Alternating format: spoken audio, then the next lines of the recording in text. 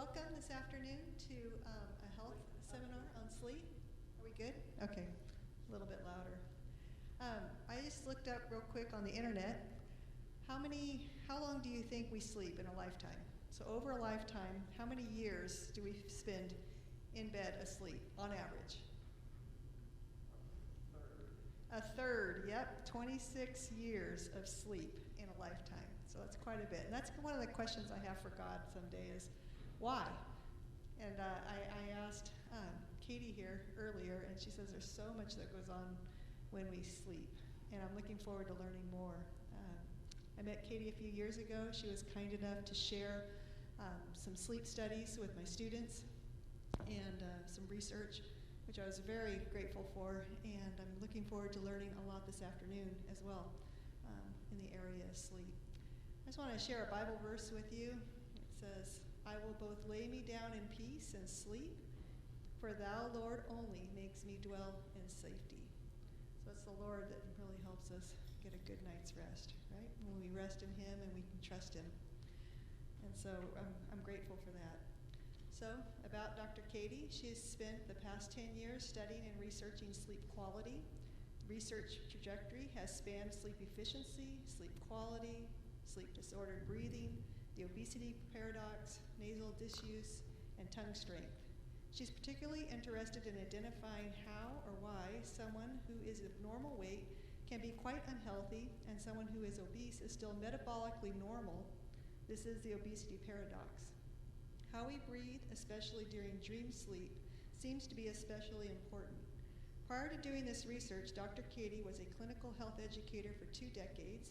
She is also a respiratory therapist with experience working with neonates to adults. I'd like to add a little bit to I have sleep apnea, and I sleep with a mouthpiece. I brought it for you. But it helps me, it locks my jaw forward so that I can get a good night's rest. And it's made a powerful impact on my life. Without it, I can't function. So anyway, this talk will help you understand how to evaluate, appreciate, and naturally improve the quality of your sleep. Also, recent research about the health benefits of Sabbath rest will be shared. I'm particularly interested in that research, so thank you so much, Katie. Thank you, Susan. All right.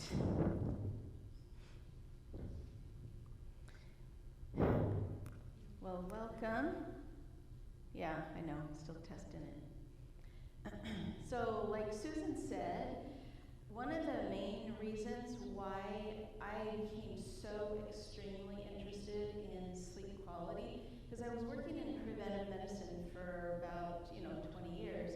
And one of the classes I was teaching was pre-bariatric surgery. And so, out of like 40 people, at least, it was like 5 out of every 20 would be metabolically completely normal.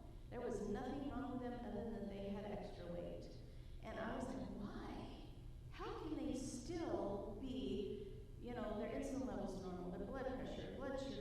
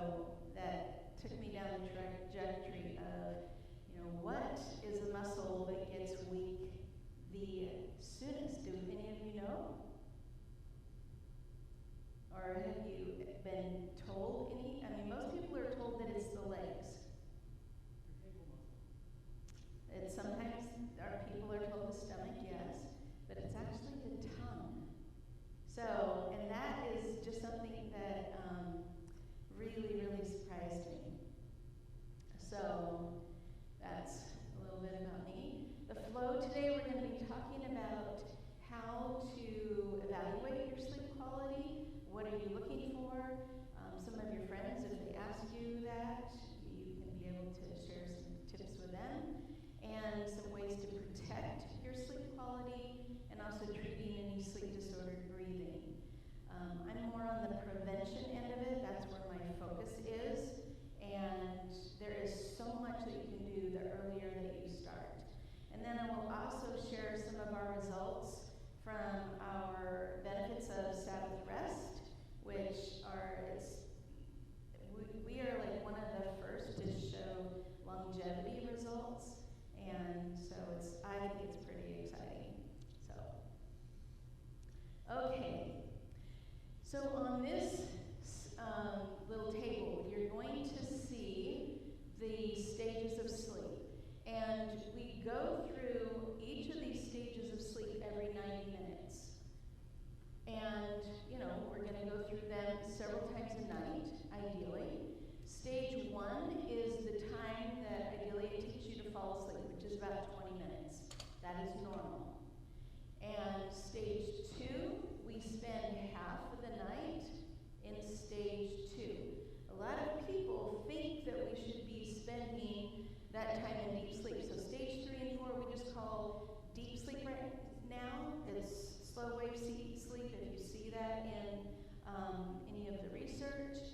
And then we come up and we go through REM. There should be like a little sliver of REM right there, but then we get into REM. And so let's go into some of the benefits of deep sleep. That is the stage that most people think we should spend the entire night in deep sleep. And that's not good for your bodies. You know how the nurses, they move the patients every couple hours in the hospital? Well, your body does that naturally every 90 minutes. It makes you move. That is normal. And that is to prevent skin breakdown. That's a good thing, right? Yes. So we get most of our sleep in the first deep sleep in that first 3.5 hours. And it's only 20% of your total sleep hours. But if any of you have any of those wearable devices that track your sleep, well, guess what? They're not very accurate yet. If you're a good sleeper, the last one I read, they're 48% accurate. So the thing that they are really good at is increasing blood pressure and anxiety. Because people will come to me and say, oh my goodness, it says I'm not sleeping. And I'm like, okay, how were you sleeping before you started tracking? How did you feel about your sleep? And that is actually a little bit better of an evaluator a lot of times, especially for people that are poor sleepers. They get more sleep than they think they do. And deep sleep is when we get growth hormone. This is why teenagers, because they are surging in growth hormone, I know, fun times. But we also get growth hormone when we exercise. So as we get older, this is why you want to exercise every single day, at least 20 to 30 minutes. You want that growth hormone because it's going to push you into getting better deep sleep. And my favorite thing about deep sleep is right here. This is when our pain levels go down. And everybody wants that as we get older, right? We want lower pain levels. And so that is probably one of the best things about deep sleep. It also improves our memory and our ability to learn. So if somebody stays up all night long to study and to maybe cram for a test and take a test the next day, that's literally like drinking 2 beers and sitting down to take the test the next morning. That's how much it impacts and lowers your ability to remember things when you stay up all night. And unfortunately, there has been such an increase in people taking over-the-counter sleep aids that now it's not just REM sleep or dream sleep, it's also deep sleep that we're seeing the impacts of an increase in dementia and Alzheimer's and Parkinson's and things like that. Because people, I literally had somebody in Costco, probably about, I don't know, 3-4 years ago. I'm just, going down the aisle, and somebody comes up and they're running up and they're like, oh, here it is. And it was an over-the-counter sleep aid with diphenhydramine in it. And they're like, I can't fall asleep without this. Diphenhydramine, you probably know it as Benadryl. Doxylamine, when you are looking for allergy medications, you want to stay away from that big D. Because what it does, it blocks your deep sleep. So that means your pain levels go up, but that means your memory also goes down. And the research that I just read that came out this past March is that because of all of these, people taking more over-the-counter sleep aids, we're seeing an increase in dementia problems. That it's not just for the dream sleep, but it's predictive for the deep sleep problems. And I give you some other examples of products to stay away from. You will actually feel better in about 3 days once you stop taking these. And my favorite stage, I love this, REM sleep. REM is rapid eye movement. This is dream sleep. And this is when your body is paralyzed, but you are actually more active than how I am right now. There is so much that goes on during REM sleep. And something that I want you to notice is that look how much dream sleep we get. See how it increases over the course of the night? And dream sleep is also very, very light. We get half of our REM sleep the last sleep cycle. This is why you do not want to use a snooze alarm. Because what you're going to do is you're going to fragment, you're going to chop up your last sleep cycle. And there's a reason why you're groggy and grumpy when you hit a snooze alarm. What you're doing is chopping up your dream sleep. And you're not going to be as happy, emotionally stable, or able to deal with your day as well. So let's get into some of the benefits of REM. This is when your immune system is boosted, and that means your natural killer cells are going to go in there and they're going to fight infection. Cancer cells, everybody has at least 100 cancer cells. But the good news is, every single night they're eaten up. Literally, they're engulfed, as long as you're protecting your REM. Super important. This is also a key time for emotional stability because it's the only time that your midbrain is sleeping. Literally the only time. So it's a good thing to protect. Mental repair is going on, especially important for teens because we know that's a big challenge right now for our teenage population. And additionally, this is when toxins and plaque are flushed out of the brain, so that decreases our Alzheimer's risk. But please try to stay away from Ambien. That is an addictive sleep medication. It increases fall risk, but it is also directly linked to causing memory problems. So, do you think this is a good thing? All the benefits of REM? I love it. Okay, and some things that are going to block or fragment, kind of chop up your dream sleep.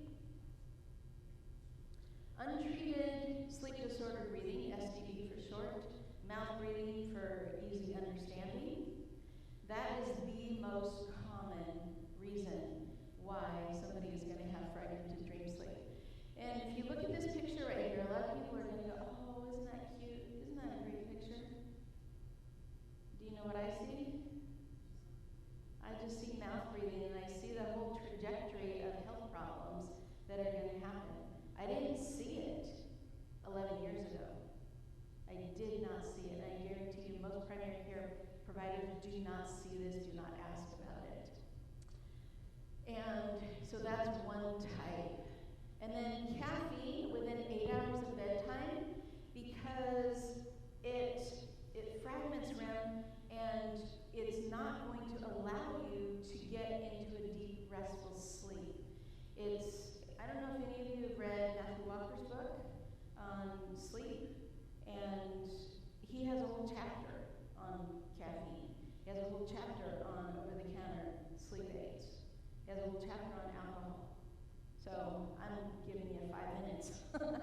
So if you want to read a little more of it, it's easy to understand also. But because you lose all the benefits of REM, that's why it ages us 10 to 12 years. So yes, every once in a while we might have to if we're driving a long distance, but that is not something ideally that somebody does every single day. And then alcohol within 6 hours of bedtime, because basically all you're going to get is 3 hours of sleep. And then it's stage 1 and stage 2 the rest of the night. And you're not going to get enough REM. You're not going to be as happy. Yes, you can push through for many years, but it depletes us quite a bit. And so that's why the nickname is drinking depression, because we don't get enough REM sleep when we have any alcohol. And Matthew Walker talks about how it's sedated sleep. It's not normal sleep when we have any alcohol in the last 6 hours of our day. And so when I have patients, in the clinic, they're like, "What? Are you telling me I have to start drinking at noon?" I'm like, "No. You drink a little earlier, you stay up a little bit later." So if you have patients that are going to ask you the same thing, this is what you tell them, or if somebody is transitioning off of that. All sorts of stuff come up. So some questions to ask yourself about your sleep so you can evaluate it. Am I able to fall asleep and go back to sleep if you wake up within 20 minutes? And how you're going to know this is not by looking at a clock, but by evaluating, am I restless? Am I tossing and turning? And I do not recommend looking at a clock at all. It's actually ideal if you turn the clock away, because if it's dark outside, if you are a day shift worker, that's when you sleep. If it's light outside, maybe it's time to wake up. So you don't need to look at a clock. And do I wake up feeling rested without a headache? If there's a headache, we're typically going to be short on oxygen, and that shows up as a headache. And without the need for caffeine, more than 2 to 4 cups, and people will say, is it what size of a cup? And so it's 32 ounces. It is a max of 400 milligrams. Ideally, it's less than that. It's like 16 ounces, 200 milligrams for about the max. But remember, caffeine is a vasoconstrictor, so if somebody has heart problems, they will have higher blood pressure. They will have more heart problems if they drink a lot of caffeine. 1, that's fine. 1 or 2, in the first 8 hours of your day, that's fine. There's research that goes into, well, is it good or is it bad, And for a lot of people, because it's a hot liquid, it helps them have a BM in the morning.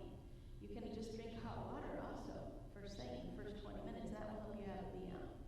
But I know a lot of people like coffee, and it is a good medication. Like if you have ADHD, it's a great medication. But it's just not having too much. And not having the need for a nap. I know, most people say, how can you talk about sleep in the afternoon? Well, it's actually my most awake time. And I am super happy to talk about sleep anytime in the afternoon or evening. Not in the morning so much. But if you do need a nap, power naps are fine in the first 8 hours. A power nap is about 20 minutes, 30 minutes max. And you sleep at least 6 hours, but not more than 8 and a half. So Susan mentioned the obesity paradox that I was intrigued with at the beginning. And with the obesity paradox, it is U-shaped, like weight, all of your chronic disease, your sleep hours, etc. It's U-shaped, so it's the end of the U where you're going to see disease and dysfunction. And we see that with sleep hours. The people that have untreated sleep disorder breathing, they can't sleep very long. But they also are on the opposite extreme where they can't get enough sleep and they need 9, 10, 11 hours of sleep. I mean, sometimes there's something hormonally going on also, so always have a full medical workup, but typically this is what we're going to see. And a surprising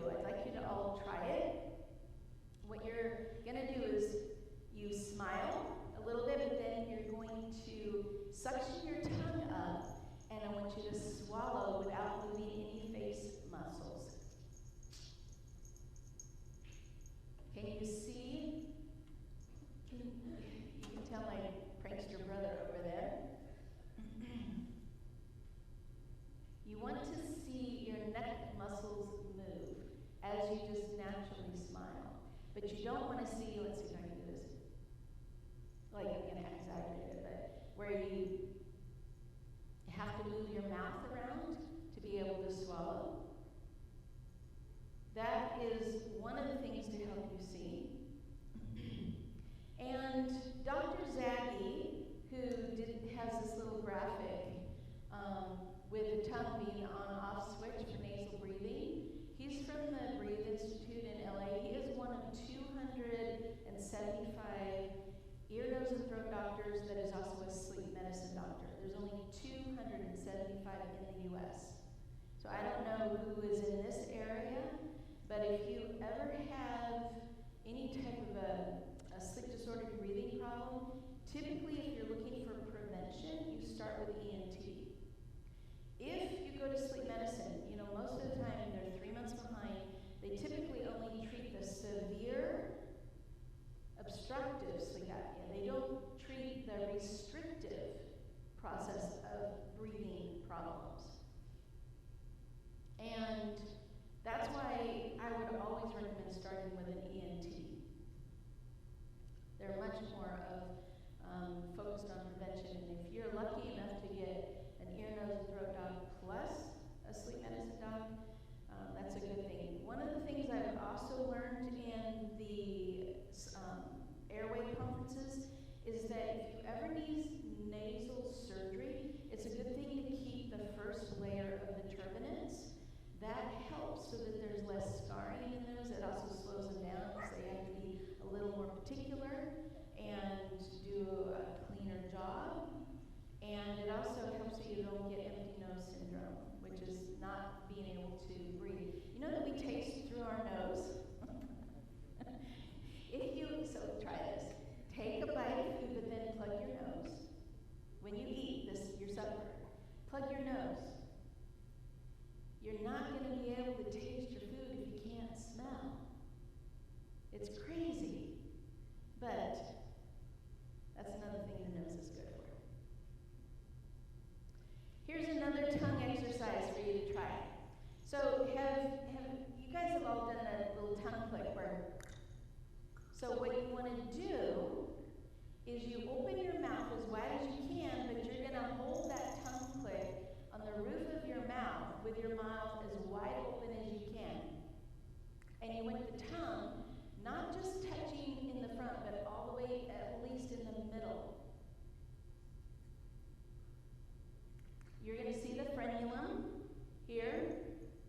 That's normal. So you kind of see two little caves on either side. That's also normal. And you want to hold that position for 30 to 60 seconds, doing that several times a day. You can do it in the shower if you're afraid of somebody seeing you.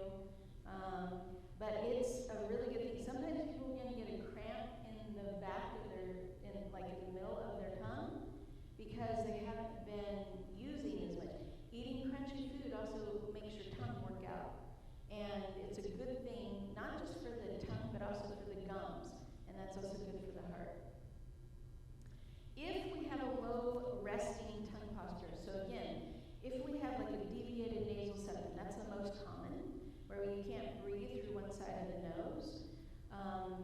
And did you know that we also change the side of the nose that we breathe on every 90 minutes? Just like our sleep cycles are 90 minutes. So take in a breath in through your nose. Notice which side you're breathing more on. And about an hour and a half from now, just test which side am I breathing on.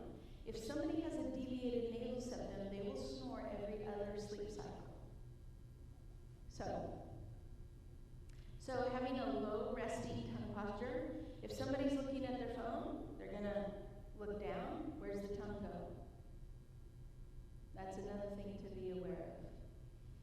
The people that have more problems with mouth breathing, they're going to have frequent nasal congestion, ear congestion. They chew with their mouth open. You're going to see crowded teeth. There's usually a high palate.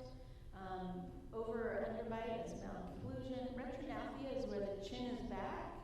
So typically on your profile, you kind of want it in a line. You don't want that receded chin. You're going to choke on your chin.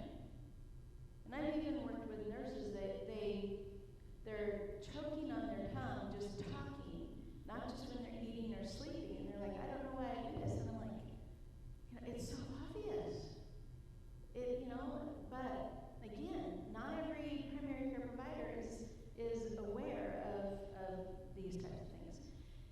For some types of people, they're also going to have the long, skinny face. You'll hear snoring, and they typically also have an open, resting mouth posture. So myelobes is a good one to.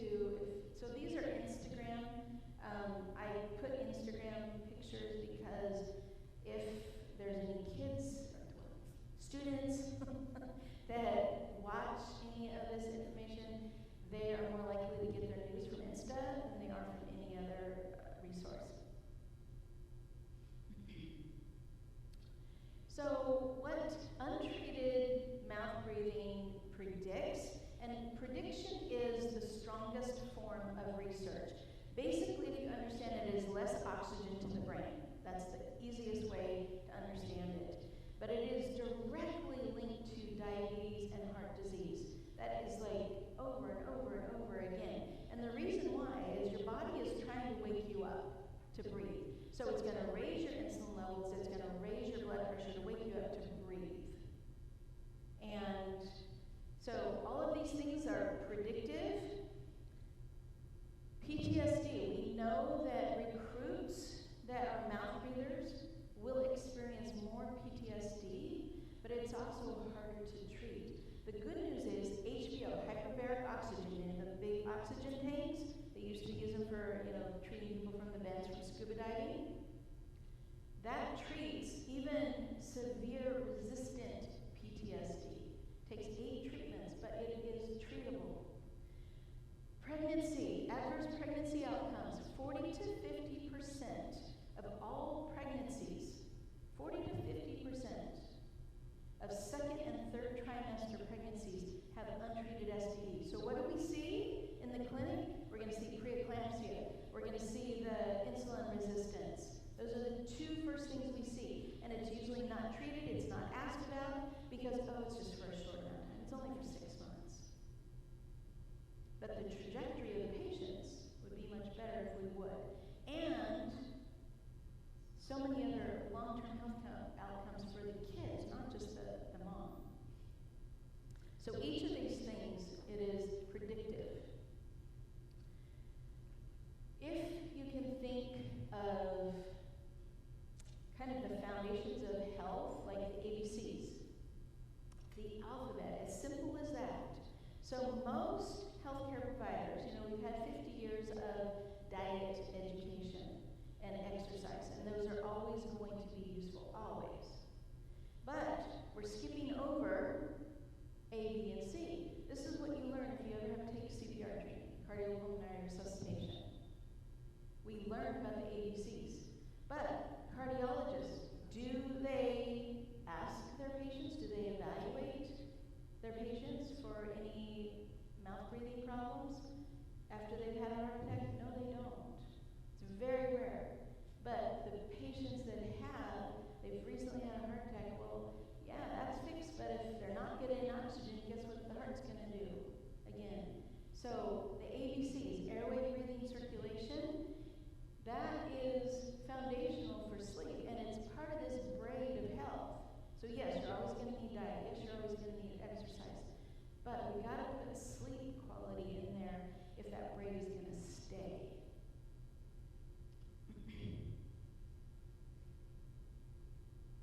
Some of the treatment options for having any type of mouth breathing problem. ENTs, they know that the nose is the airway.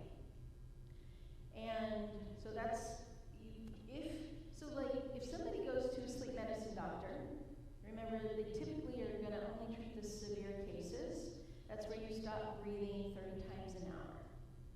If you stop breathing only 15 times an hour or 5 times an hour, they're going to say, we don't really have any treatment for you. A lot of them don't. But an ENT you can go back, and working with a different healthcare provider that's more focused on prevention. So that's why I always recommend start with ENT. Orthodontia. This is probably the best thing that we ever did for my daughter when she we got one of these expanders, and she went from being a mouth breather to a nose breather in 3 weeks. It was the most profound thing, and I did not know it was such a problem. But it's literally the best thing we've ever done for her. And I would also never recommend a binky. No pacifier use past the age of 1. Instead, I use a myomunchie. So the myomunchies, they help the jaw to grow into a more normal shape, versus think about a binky. It's pushing the tongue down and wrapping around it, right? But that's going to create problems with the jaw growth and the growth of the teeth. So ENTs, orthodontists, dentistry, and sleep medicine, they all treat the same area. But the roof of the mouth is the base of the nasal breathing cavity. And they treat, each of those professionals treat it differently. So myofunctional therapy, that's a tongue therapist, like doing the tongue clicks, tongue rolls, jaw breakers. There's a whole lot that you can do. And then over-the-counter things like a nose strip or the Breathe Right nasal strips. Stents typically go inside the nostrils, and interestingly enough, sports guys use these. Well, maybe some girls, but it's more guys because it increases their endurance level because they get more oxygen when they're doing those extreme, intense sports. And so they can actually do even better work out there. Dental device, which is something Susan mentioned. And interestingly, so the dental devices and like the hypoglossal nerve stimulator, that's basically a tongue implant, a $40,000 tongue implant that makes your tongue do push-ups. You can do the tongue clicks instead. Your choice. But that obesity paradox where normal weight or underweight, there still can be some breathing problems. It's not always, the severely obese. And so people that are normal or underweight typically are going to get missed because it's more of a restrictive problem, like a deviated nasal septum, or a tongue tie, or a malocclusion, or sometimes it's a craniofacial abnormality, things like that. And some of the newer ones, Dr. Zagiowski does this with the laser behind the uvula because that's where tissue kind of gets soft and can block the airway and then somebody snores. Okay.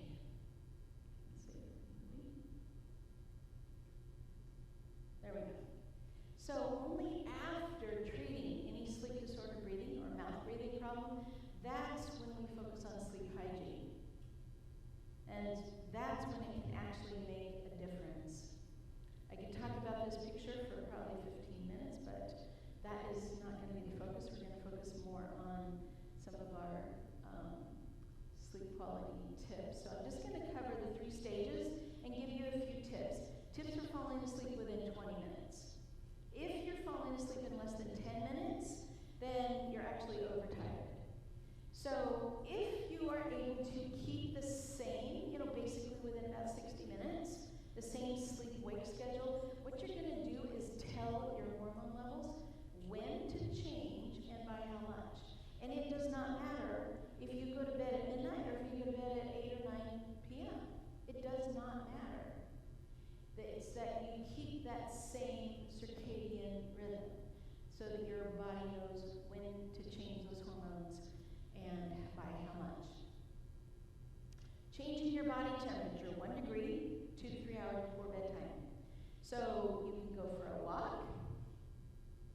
After supper, you warm up a little bit, and it takes about 90 minutes to cool off fully. Some of you are going to have a tighter circadian rhythm. I know mine is 78 minutes. So you can push your ability to do exercise even at night. Other people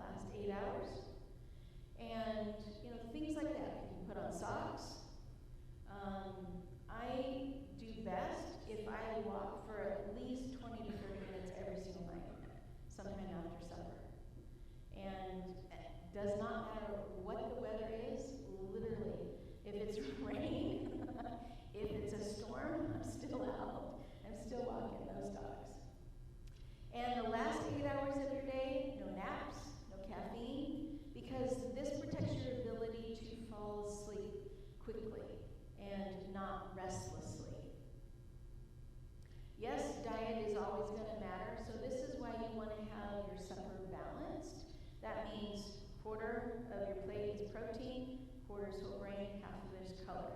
The more color, the better. The more single ingredients, the better. And if you get any crunchy foods, again, that's going to give your tongue a workout. That's always a good thing.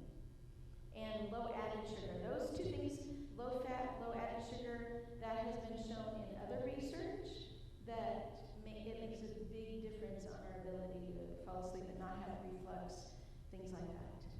Again, no alcohol, no caffeine, we've talked about that. And then when you get into bed, humming. So today, for church, some of the songs I was just humming because I'm practicing my vagus nerve stimulation. It actually calms the vagus nerve. That's your rest and digest nerve. And so you can hum just in your mind, and you can still enable yourself to relax. Your mind is very powerful, and so you don't always have to just hum or sing out loud. But both of those will work. And then focusing on what you're grateful for, the little tiny details of what went well that day, and make it different every single day. Because it changes how we breathe, it changes circulation in our body, and it changes our ability so we can relax and go to sleep. And then obviously doing that slow, deep nasal breathing, making sure that your tongue is suctioned to the roof of your mouth, and it's not pushing out through the front of your teeth. That's a very key thing. Tips to stay asleep or go back to sleep. Again, you can use those first three things. Also, ideally, stop water intake about 90 minutes before bed. Keeping your bedroom cool, quiet, and dark.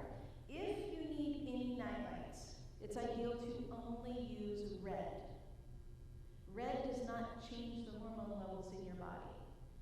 If anybody looks at their phone or a alarm clock that is a different color than red, like you probably know, especially teenagers, they're within their, a foot of their phone 24 hours a day.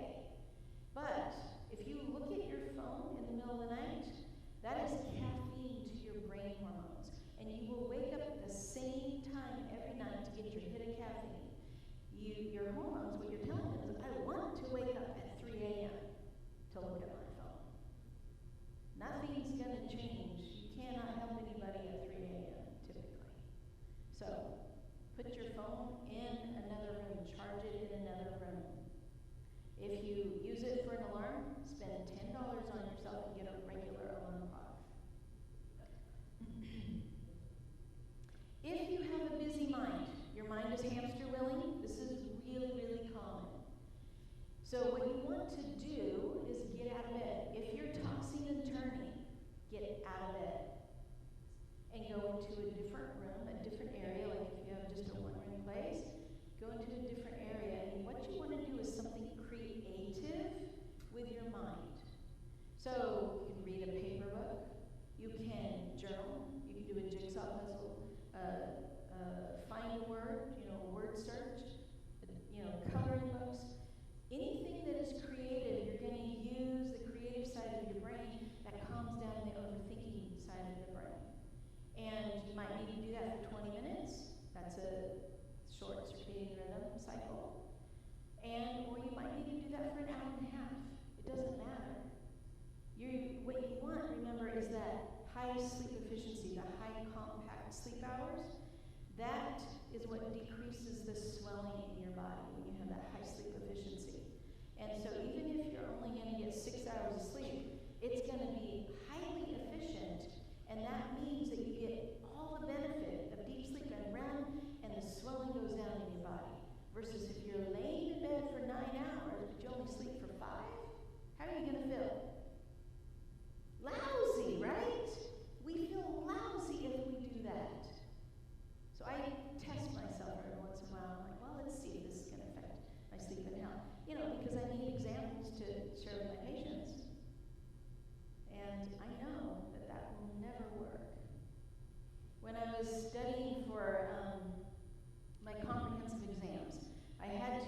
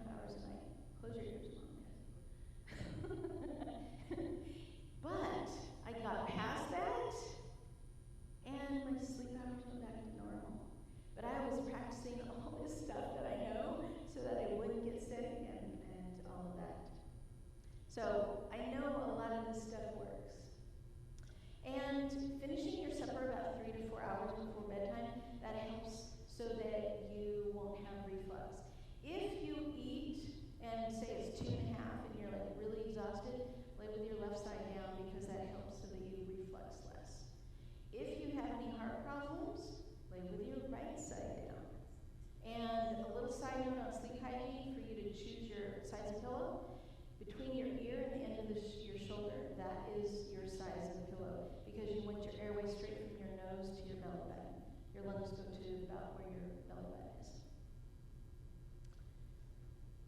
And then tips to wake up feeling rested. So try to time your sleep so you can finish a 90-minute sleep cycle. You want those benefits of REM, right? And when you get up, first thing in the morning, drink a glass of water. We wake up dehydrated, and this is going to help us have better energy. Ideally, also go out in the sunlight. That turns off melatonin and wakes us up better than a cup of coffee ever will. Remember, if you wake up with a headache, that's a warning sign that you want to just get evaluated, get some, talk to an ENT first.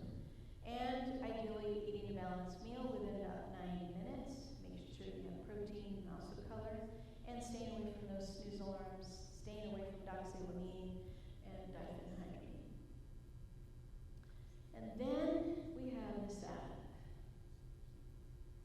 I love this saying by Mueller. Without the Sabbath exhale, the life-giving inhale is impossible. I love that saying. So, our research on sleep quality, we found that anticipating Sabbath predicts higher quality sleep. And this is from a subset of the Adventist Health Study 2. You'll see that my dissertation team, I graduated a couple of years ago, but you'll see that my dissertation committee was ethnically balanced and also gender balanced. That was purposeful because I wanted a comprehensive view. I was told it would take longer and that it would be harder, and they were right, but I wanted something balanced. So, a couple of our research questions. Do those who believe that the Sabbath brings rest sleep better? Do those who avoid secular activities on Sabbath sleep better? I made those a little easier to understand, but I will give you the links for those later. And let's move the slide. So some of the benefits of Sabbath, this is a time to reconnect. Yes? Go back 2 slides really quick. Yes, and I can actually email you my slides also if you want. Some of the benefits of Sabbath. It is a time to reconnect with God, family, friends, out in nature. And you all know that it is a different pace of just our days and weeks, right? So it helps to rebalance things. It is a day to be, not a day to do. It's not for doing errands. It's not for doing chores. I was actually interviewed by Time Magazine. They called me in March and in April to discuss this paper.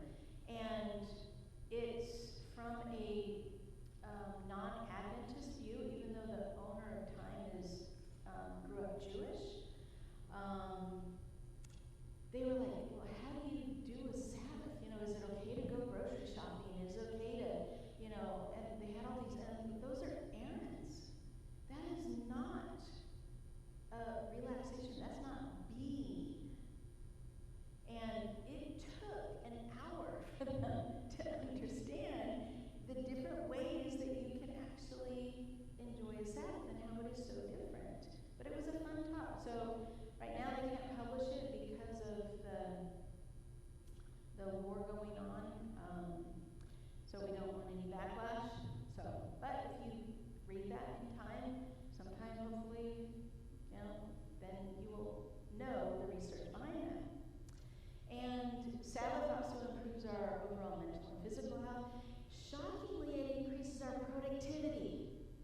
We're actually more productive when you take a day off.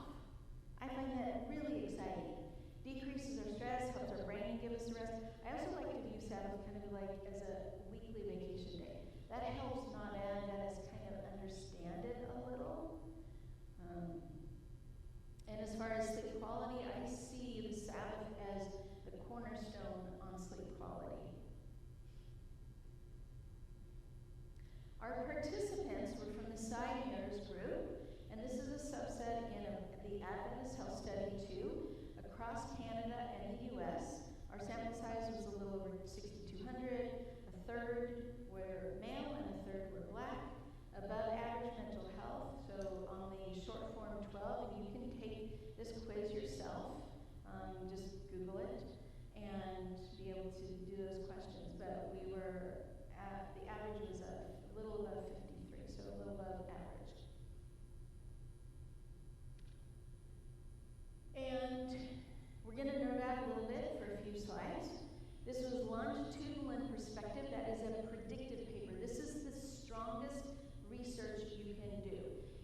not a snapshot in time. It is predictive. It is causative.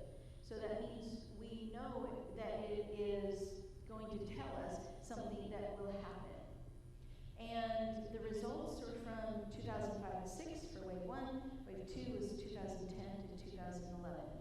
We included only those individuals that completed both waves 1 and 2, and they completed the sleep quality questions and ethnicity. And originally, this was an NIH-funded study with Adventist Health Study 2. It was to evaluate the possible differences for those spiritually and religiously inclined. They were evaluating, and we still continue to do research on what are the differences in mental and physical health outcomes, like what are our cancer rates compared to the rest of the U.S. and Canada, things like that. Our Sabbath rest questions were, on Sabbath, I feel relieved from the tensions that I normally experience. I feel calm on Sabbath that I experience less frequently. I feel peace during Sabbath. And the responses were on a 7-point Likert scale, and we rated, our participants were a 6, so they were closest to very true on this scale. Our sleep quality questions during the past 4 weeks: how often have you had trouble falling asleep, waking up in the middle of the night and finding it hard to get back to sleep, or waking up very early and you can't get back to sleep? So those were 3 sleep quality questions. And avoiding secular activities. This one I'm always asked about. What was it? What was it? And so we evaluated going shopping. How many Sabbaths do you go shopping? Do you read secular magazines? And again, this is back in 2005. So the questions are, and one of my recommendations was, you gotta update your questions. You gotta, put the online stuff and, all those. And one of my professors was like, what do you mean we have to update it? He's a funny guy. Reading secular magazines, attending secular concerts or theatrical events, and the worst one, which I probably don't have to explain, watching or listening to news programs. So the news isn't the most positive, just read it. Axios, you can just read it. It's very succinct. You don't need all the emotion and the different sides. Anyway, the good news is our participants rated between less often, but occasionally, and never for these secular activities. So, that's a good thing. So maybe some emergency came up, they had to go shopping, different things like that. But it wasn't the most common thing. And our regression results. 19% experienced low quality sleep. Often, that means 3 or more times per week. And what the results were, it was predicted for so many things. Sabbath rest predicted lower sleep disturbance 4 years into the future. It was beneficial for everyone. All ages, genders, and ethnicities benefited. And it was significant for predicting Sabbath rest and having less sleep disturbance. And so the youngest, when we started, was age 30. The oldest was 110. That's pretty good, right? Yeah, wave 2, the oldest was like 96. And so we only, in the total results, we only included the ones that finished both wave 1 and wave 2. But additionally, Sabbath rest was predictive for improving mental and physical health. This included decreasing pain, decreasing loneliness, decreasing stress, and even BMI was healthier. So those are huge, just huge results. Another good little side note, we leaned towards the black males being the best sleepers, which again is completely, opposite from what we see in the US and Canada.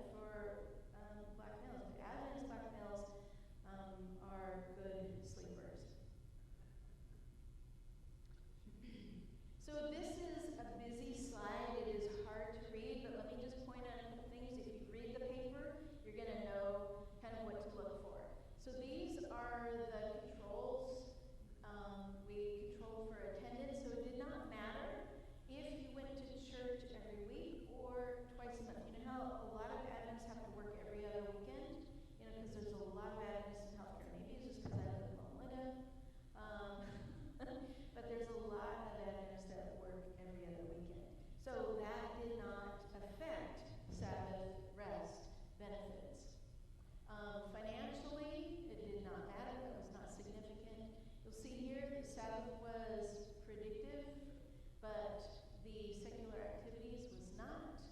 And here, Sabbath was still predictive for mental and physical health. And this is the SF-12. So again, we're looking at more than just depression, which is what a lot of people do for mental health. That's all they look at. We looked at pain levels and physical ability and loneliness level. It's a lot more involved, and so it was very significant. And also, our stress levels were lower, and BMI, that is basically weight is height and weight, little formula. Even though diet and exercise was not beneficial, it's still overall beneficial for your health. So, a little bit on some of the other variables that we tested, because I knew I was going to be asked. So, the total number of hours that you spent volunteering, it did not matter. You still got Sabbath rest. The number of Sabbaths volunteering did not matter. Napping on Sabbath, so many, that's why this isn't, more people here, right? There's people that are napping. But that actually did not matter. Exercise minutes per week, this did not matter. But remember, when we exercise, just 20 minutes a day, 30 is even better. And if we get 90 minutes per week, that's equal to taking an antidepressant on how much it boosts our mood. But it increases that deep sleep, so that means pain levels go down. Diet, we know that Mediterranean diet increases the likelihood that you're going to be able to sleep for 7.5 hours. That you're going to be able to finish, and get enough of those sleep cycles in. Also, we know that eating high tryptophan and high magnesium food, so examples, greens and beans, nuts and seeds. Melinda's done a ton of studies on nuts and seeds, and I'm like, well, of course they're going to be healthier. It's high tryptophan. And so tryptophan turns into serotonin. That's your happy hormone in your body. And serotonin turns into melatonin. And that's your sleep hormone. So, greens and beans, nuts and seeds, yogurt, dairy, seaweed, those are all really high in tryptophan, naturally. And they're not super high fat in the serving sizes. And finances didn't matter. You still got Sabbath rest, weekly attendance. Also did not matter.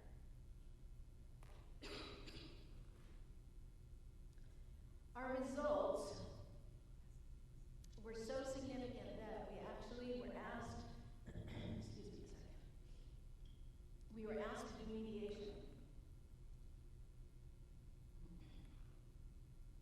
And so we looked at what else might be affecting sleep quality.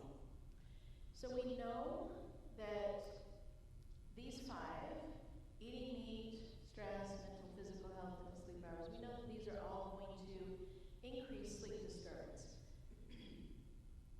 So like for eating meat, if it's high fat, the average American typically has their biggest meal at supper, right? And meat is higher fat, so it takes longer to digest. That means more reflux. That means more restless sleep.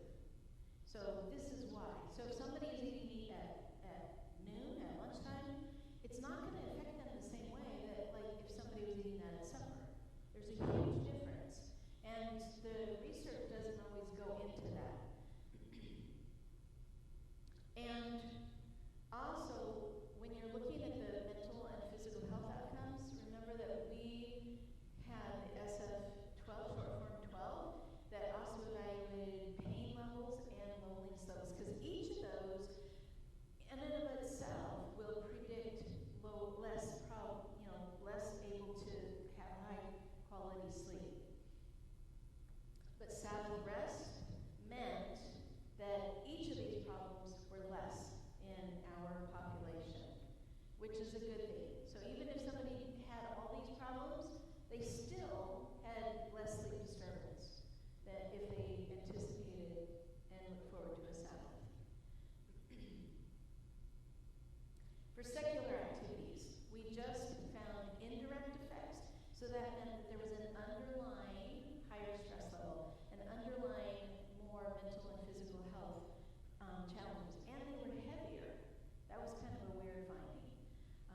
but they did not lose significance for Sabbath rest. And what we also found was that our participants did not change significantly, and it was not significant, which is good. So, in conclusion, everyone, all ages, genders, and ethnicities benefited from a weekly Sabbath. And just anticipating and looking forward to a weekly Sabbath predicts significantly less sleep disturbance, at least 4 years into the future. And it appears to be one of those underlying reasons why our participants have that long-term improved sleep quality. It predicts significantly decreased stress and improved mental health and physical health, a healthier BMI, and it suggests that it's the foundational kind of an underlying reason why Adventists might have that extra 10 years of life. It's just that, not everybody's looking at and evaluating sleep quality or Sabbath rest. And some recommendations. Treat all types of nasal disuse first. That needs to be promoted in primary care. It's not. Cardiology doesn't even do it. You get most PCPs, primary care providers, they don't even know what to recommend for sleep quality health tips. And I find that really sad. The airway champion, I like her because she had mediated nasal septum.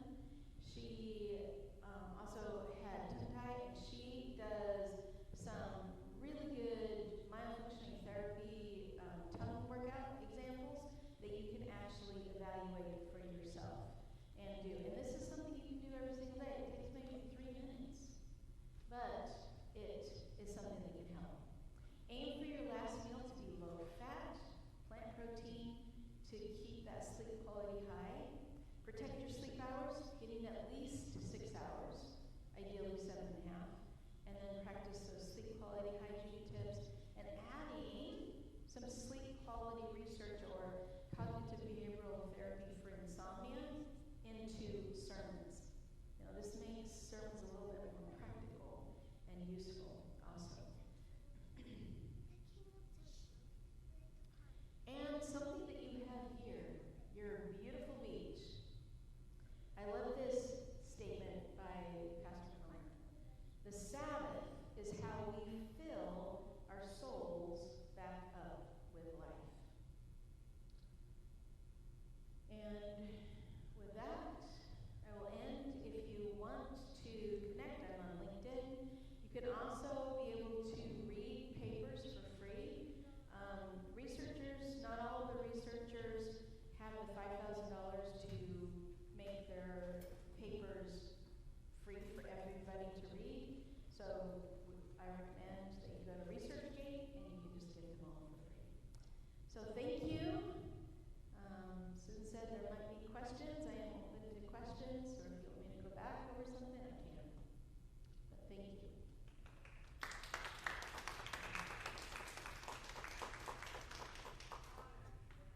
Thank you. Thank you. Yeah, I think I'm done for now. Are there any questions? Yes. TSC?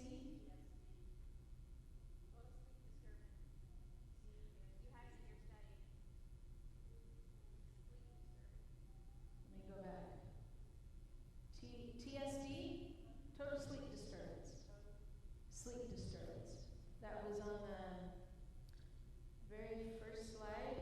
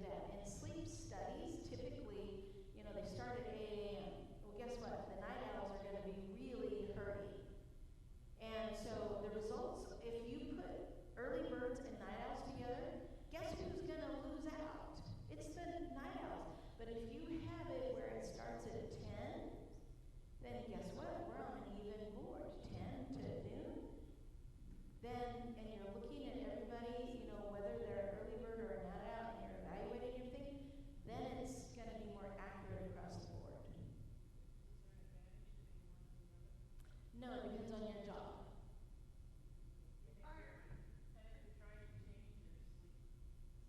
If you're trying to change your sleep schedule, then you have to do it typically slowly and whatever you want it to be. How you would, so that's basically constricting your sleep hours. So give me an example of when you would want to, when a person would want to sleep, and is it like they're sleeping from 2 to 10 and they want to instead be sleeping from 11 to 7?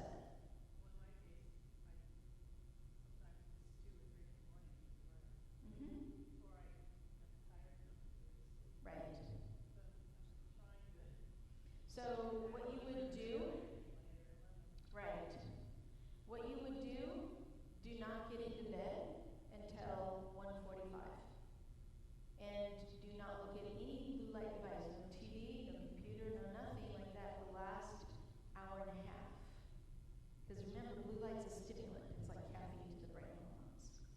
And instead, do, little chores, you do creative, if you can knit or crochet or read a book or something like that. And just allow those sleep hormones to start naturally kicking in.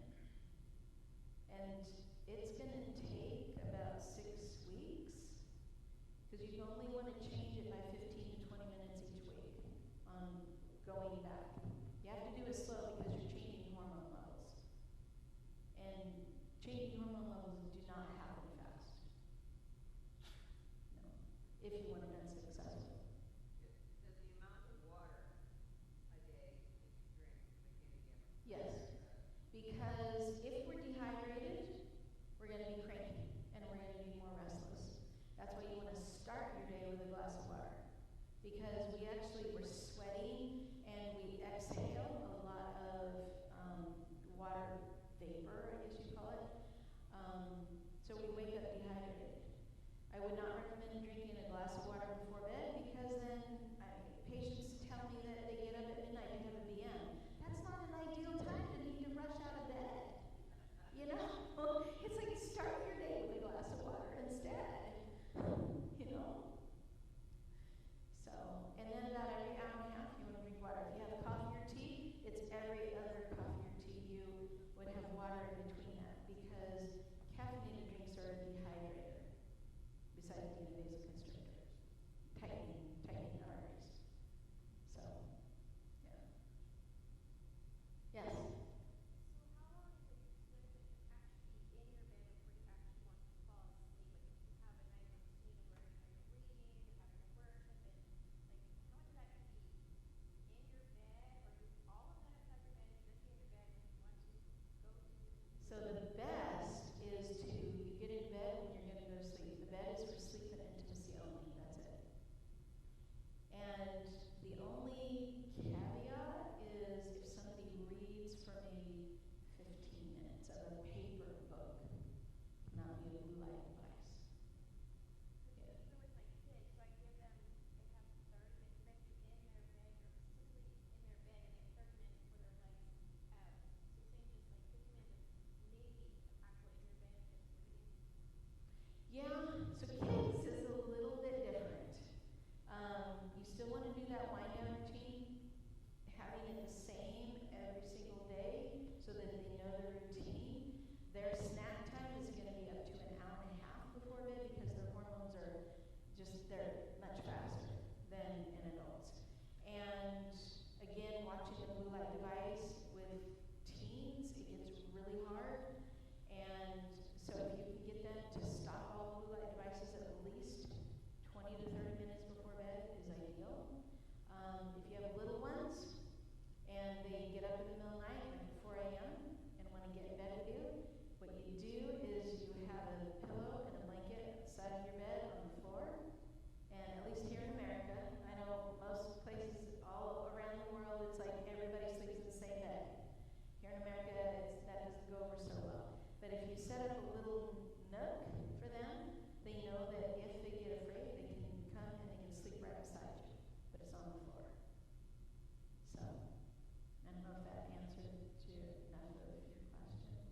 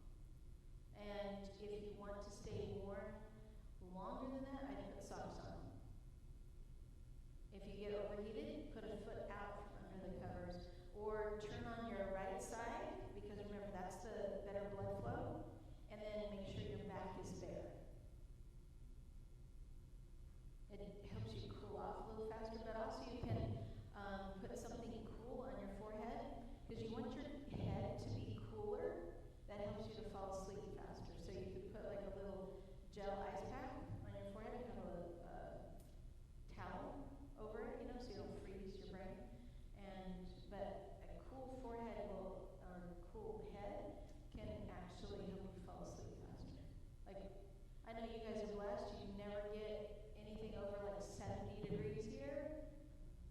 And I live where it's easily 115 in the summer. So we have ice packs. What do you do when your spouse is like really hot all the time?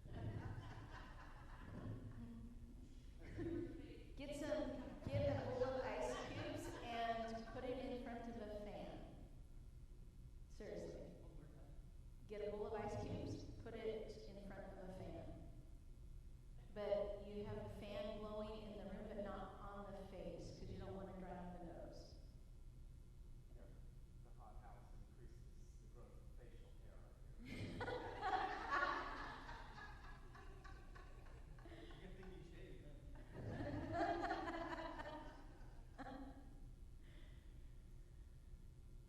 Well, thank you guys for coming. Oh, yes. You mentioned on one of your slides, like ask yourself, or from, I guess, for everybody to get less than 6.5 hours of sleep or more than 8.5. I'm just wondering about like 8.5. I listened to something a while ago about sleep. They're saying like basically all the studies they do on Americans and their sleep, we're all chronically sleep deprived. And before the invention of the light bulb, the average adult got 11 hours of sleep. So how do They were biphasic sleepers, where they would typically, you know, if the sun went down at 6 p.m., they had a fire for maybe an hour and they were asleep by 7. And then they'd have to get up and, you know, go to the bathrooms, typically when they'd have intimate relations, because they were so exhausted. And then they would go back to sleep after that. So, do I recommend that you sleep biphasically now? Not typically, but remember it's like 90% of Americans, and maybe even around the world, we sleep within a few feet of our phone, and people are looking at their phone all night long at different things, different alerts for different things, and so they wake up and they're going to have that fragmented sleep. So their quality is extremely low. Their sleep efficiency is like in the F range, you know, D's and F's, if you were to grade your sleep quality. So yeah, you're chronically sleep deprived. So if there's no sleep disorder breathing, then you gotta really look at what am I doing for sleep hygiene. And if you've got high sleep hygiene, your sleep efficiency can easily be in the 90s, even if you are obese, even if you are a senior, it can still be high quality. Those are the people that live to be 100. Yes? Just real quick, at what age does, adult hours kick in? In other words, aren't About children 25. 25, so up until 25 longer? So it depends.